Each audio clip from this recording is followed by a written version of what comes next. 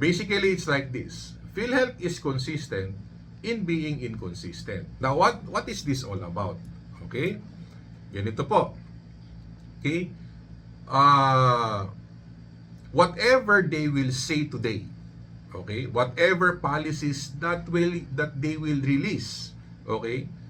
Expect that probably a month or so or the next few years, they will change it or they will retract it. Okay?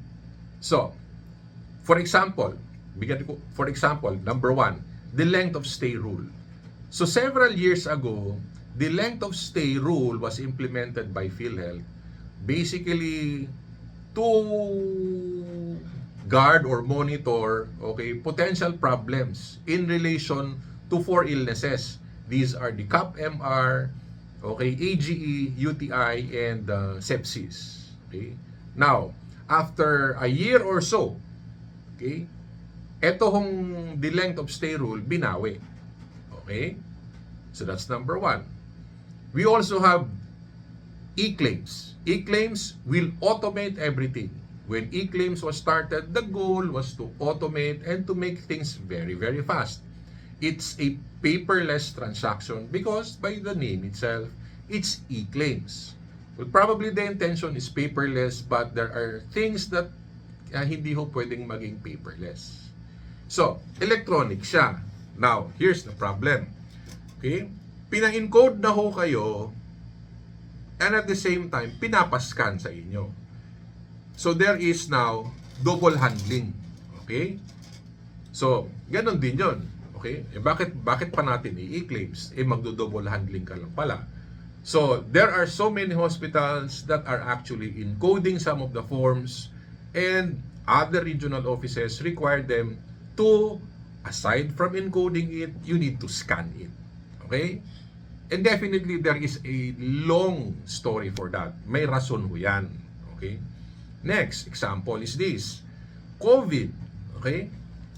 When we had the pandemic, okay, COVID was being announced wherein babayaran ho kayo ng ganito, babayaran kayo ng ganito, babayaran kayo ng ganyan. Okay? But here's the thing.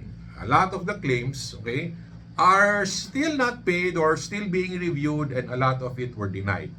Okay? So kasi nga, iba ho yung nasabi at iba ho yung nasa papel. Okay? Again, meron hong rason yan. Marami hong kwento. Okay?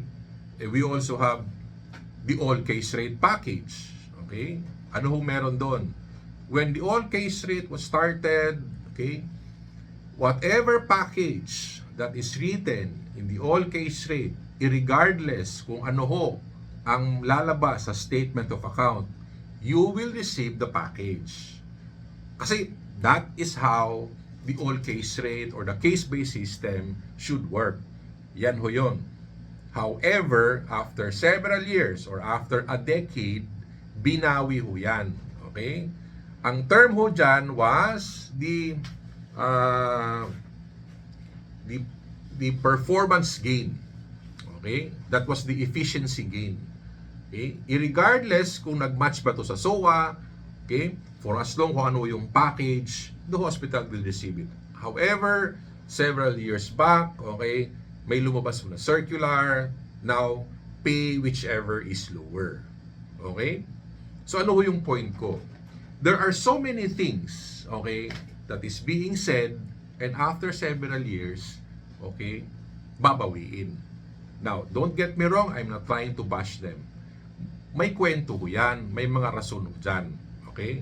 So, it's like this. Now, these labeled Philhealth inconsistencies are actually, a lot of them are external influences. And some of it, probably minor things, are leadership issues. Okay? Now, I want you to understand that Philhealth is basically influenced or indirectly controlled by other government agencies. Okay? Now, there are times ang mga rules ho ni Philhealth are actually valid and very good.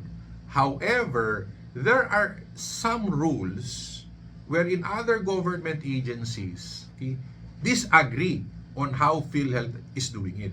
Sino ho ito sila? Number one, you have COA. Okay? Then next, you have the Senate. The third is Malacanang. And you also have the DOH. Now, all of these and other government agencies.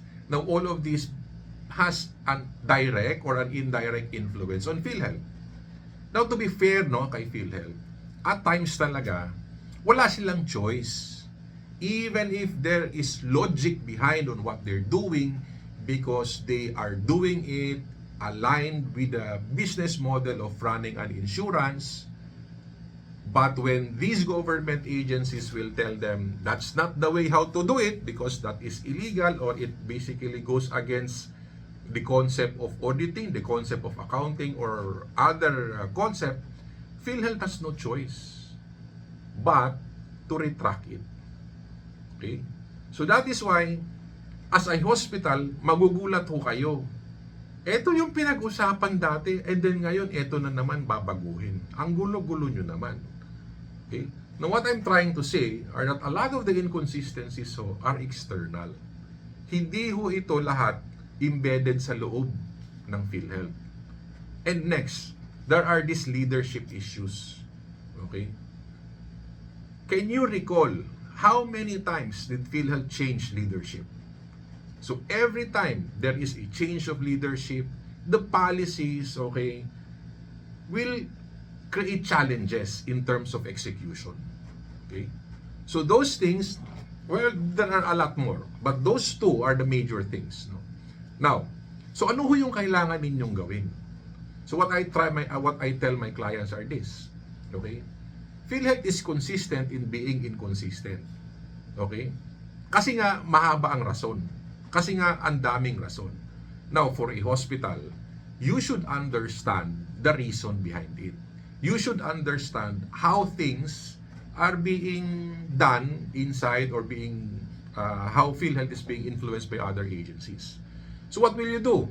Okay? So, ito. Okay? Regular Philhealth policy training. You need to understand kung ano yung policy. Okay? Because you can easily predict. If you know the policy, you can actually predict kung babaguhin ito in the future.